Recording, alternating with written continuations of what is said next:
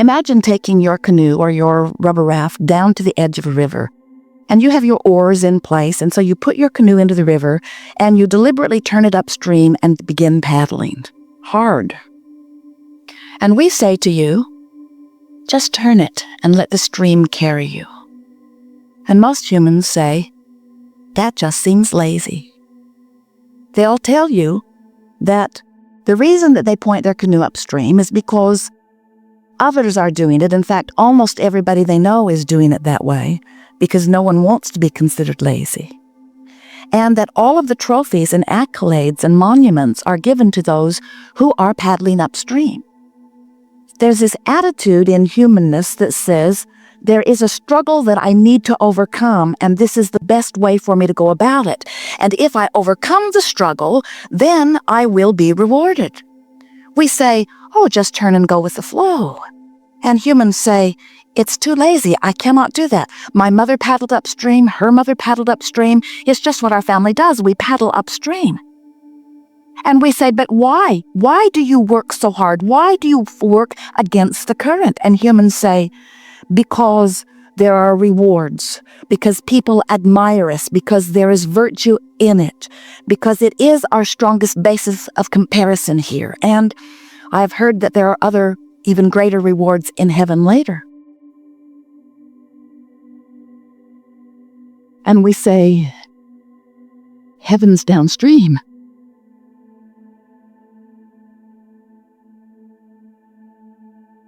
We say, that which you call heaven is the reason for the stream. It's the reason for the current. So we call this gathering the art of allowing, and it really takes some practice to learn the art of turning and going with the flow. And it takes letting go of those beliefs that there is value in struggle, because there is not value in struggle. Struggle means that my focus in my human body is in opposition to the way Source sees it. When you have a thought that feels glorious to you, that means that your thought and the drum you're beating and the vibration that you've activated, and therefore your point of attraction, is in absolute alignment with the way the source energy part of you is seeing it. For example, when you look at someone and you see their positive aspects and you love them, the reason that that feeling of love is washing through you is because you are in absolute alignment with who you are. You're going with that flow. But when you see someone and you hate them, or you disapprove of them, or they disappoint you, or they embarrass you, or you are pushing against them for whatever reason, the reason that that feeling of embarrassment feels the way it does, or that feeling of anger or hatred feels the way it does, or that feeling of resentment or fear feels the way it does, is because you've activated within yourself a vibration that is so opposite of what Source is feeling in the same moment that you've set up vibrational discord. There is not one of you who is deliberately believing something that feels awful. You are not deliberately doing it. You have come to assumptions and beliefs, which are only thoughts that you keep thinking. Assumption, expectation, belief. You've come to them because you have given thought to it, usually by virtue of someone else's pronouncement of it to you. This is true, they say to you. And as you focus upon it, and therefore activate the vibration of it, and law of attraction, which always responds to your vibration, brings it to you, then you pronounce, yes, now I see from my own experience that this is true. And we want to say to you, your assumption made it true. But humans say, no, it was true. That's why I assumed it. It was true before I came to expect it.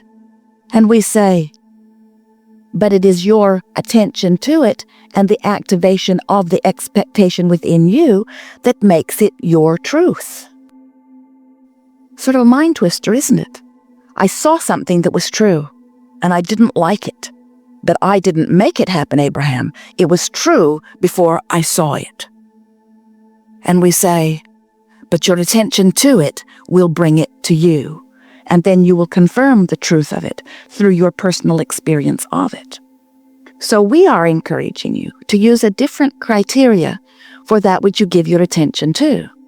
If we were standing in your physical shoes, we would say, how does my broader perspective see this? Because when you care how your broader perspective sees it, then you say, how does it feel? I'm going to try to guide my thoughts into alignment with the way Source sees it. So let's say you haven't been feeling good. You go to the doctor. He looks at you with his instruments that can see where you can't see. And he pronounces that you've got something really bad. He gives you the label. It scares the life right out of you. We're not kidding.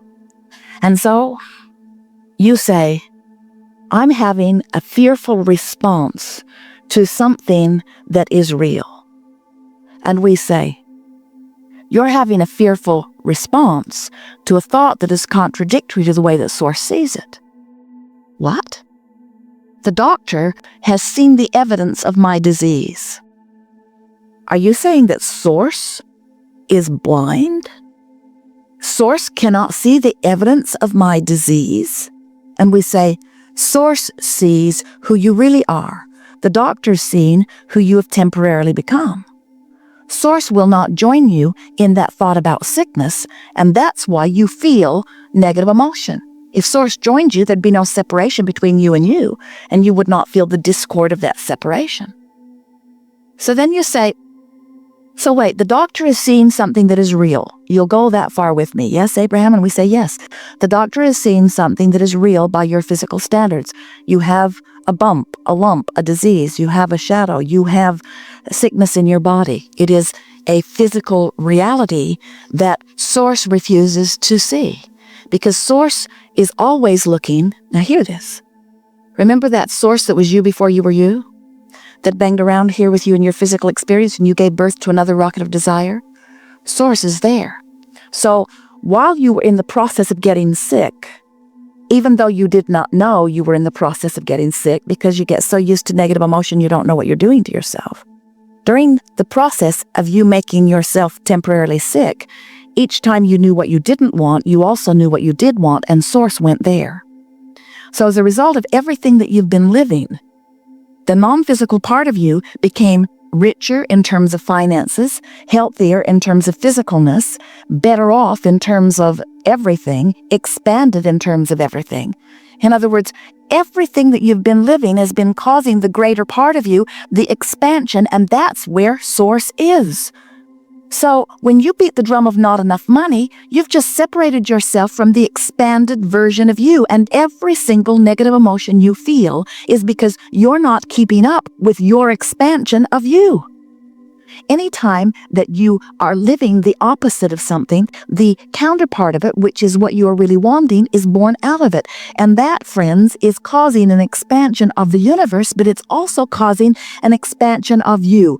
And you've got to keep up with that. So now you're getting a sense of this current or stream that is flowing. It flowed before you got here. It flowed when you were an infant, but you've been adding to it through your interaction with life every day since. It's a raging current. So we offer infinite processes, never-ending spewer of processes. That's the definition of Abraham. The never-ending spewer of the process in an effort to explain to you that you're already worthy and that if you will just chill out, the stream will carry you to your heart's desire, to the fulfillment of all that you are. So as we're moving forward here today, we're going to show you in as many ways as we can, given what it is you want to talk about, how if you will just try to see it in a little bit different way, you will at least stop paddling upstream and the stream will begin to turn you. Hester's been pondering a lot of things that are happening on television, a couple of things that are happening in their own experience. And as she's been pondering these things, she's come to a very clear awareness that everybody doesn't see things the way she sees them. She's astonished that people cannot understand it the way she understands it and just do what she would do. It would solve everything today. So she put herself in her bed the other night and she was pondering something that she'd seen on television and sort of making an analogy of it with something that's been happening in their experience.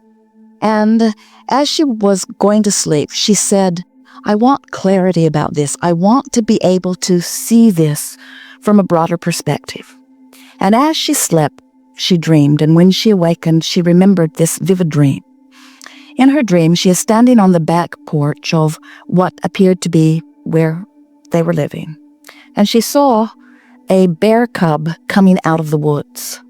And the bear cub looked distressed because it was dirty. It had obviously been rolling around. And as it came closer, she realized that it had a sort of halfway armament on it, sort of like the Tin Man in The Wizard of Oz. A sort of armament, a funny thing on its head and a funny thing over its upper torso. And it clearly did not want to have it on, but it could not seem to get it off. And Esther acknowledged in the dream that the reason it was so dirty is that it had been rolling around, really working hard at getting the rest of it off. And as Esther saw this little bear, her heart just went out to it, and she is thinking to herself, how can I help you out of this situation? And so she began moving toward it, and she was looking for some sort of tool that she might use so that she could help this bear out of its dilemma.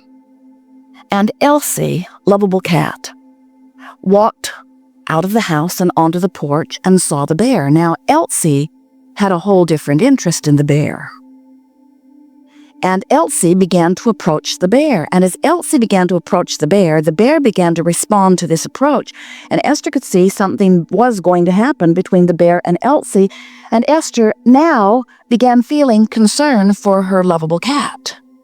And so Esther began looking for something that she could use to make the bear go away. And she found some rather good-sized stones, which she is now tossing at the bear. And as she is tossing them at the bear, Elsie is sort of standing there trying to decide what to do next, and the bear is beginning to retreat. And now Kate, granddaughter Kate, comes out on the porch and says, "Grandma, don't hit it." And then Esther awakened, full of incredible clarity. As the main character in this dream, as you are always the main character in your life, she had felt her moving about of perspective. She went from feeling strong and secure and capable and wanting to help this bear that clearly needed help, to being the defender of someone else and seeing the bear as the problem, not someone that she wanted to help. And in the midst of that, pure little Kate came out and saw grandmother as the problem.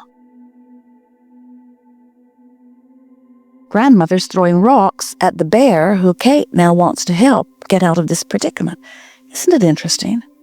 Isn't it interesting how you interact with one another always from your selfish perspective? And somehow, in your complete understanding that it's all right for you to feel the way you feel, never understanding that it's all right for everybody else to feel the way they feel. And as long as you're looking through your selfish eyes, and you have no other point of view, you have to come round to understanding that there is no way out of dilemmas if your idea of a solution is getting someone else to give up their selfish nature and give in to yours. Your war in the Middle East will go on forever and ever and ever and ever and ever. Accept it and let it be. You can't understand their points of view. You can't make them understand each other's points of view.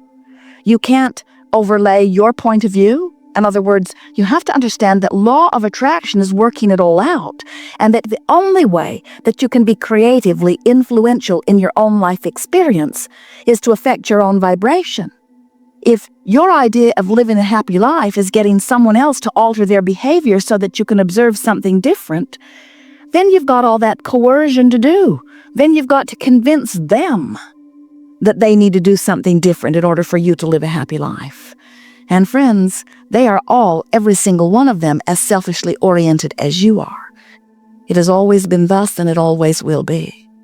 So the answer to your living happily ever after is to mind your own business and tend to your own vibrational crack and let your undivided attention be upon how Source is seeing this situation, and understanding that Source is seeing it through the expanded version of life that you have given Source. In other words, Source has expanded because of you, and now you have no choice, if your desire is to be happy, other than to keep up with who you have become.